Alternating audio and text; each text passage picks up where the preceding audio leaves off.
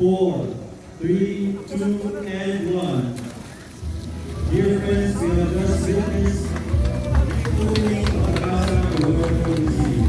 Congratulations to everyone.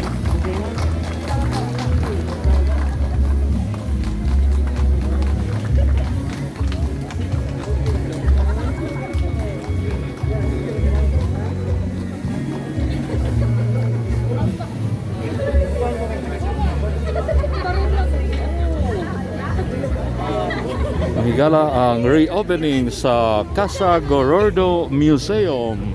Open na ni to the public ug apil ni of course ang main attraction sa gabi sa Kabilin karong October 21. Ang pasad no sa Casa Gordo wala ni siya karon, iusab ni siya og pintal. So mao ni ang Casa Gordo karon.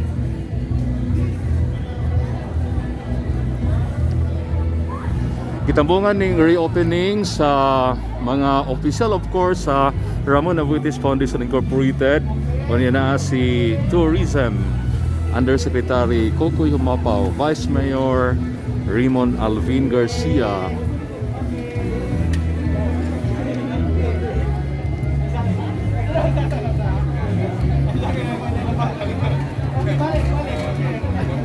Of course, mga higala na si Mr. Florencio Moreno, ang OIC Culture and Heritage Unit, sa si Miss Pipit Gordo Rebellious. Ang mensahe ni nihatag sa mensahe sa Gordo family, unya si Miss Amaya Abuites Pansler, ang Presidente o Chief Executive Officer sa Ramon Abuites Foundation Incorporated.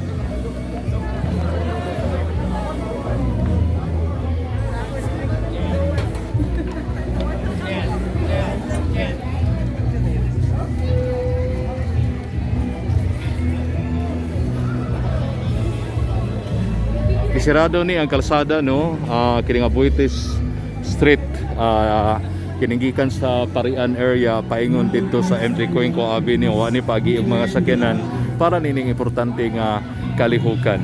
Sigon pa ni Vice Mayor Raymond Alvin Garcia, kining Casa Gordo Museum mahimong kabahin sa Heritage District nga diri sa Cebu City, nga maglangkob na sa lilain nga mga museum diri sa downtown area, lakip na sa New City Hall or lakip na sa City Hall kung mahimo kung ibalhin na kining magbag-o na og City Hall building dito sa SRP.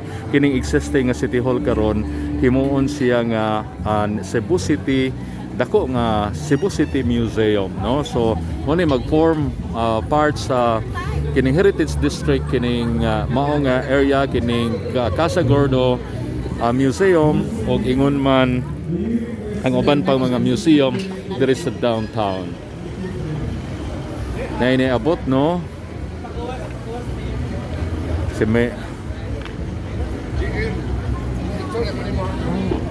si Yusek Kokoy Humapaw.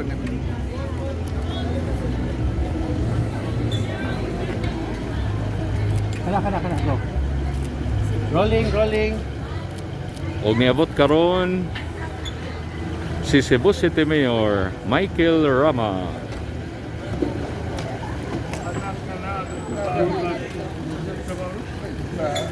Konsulor.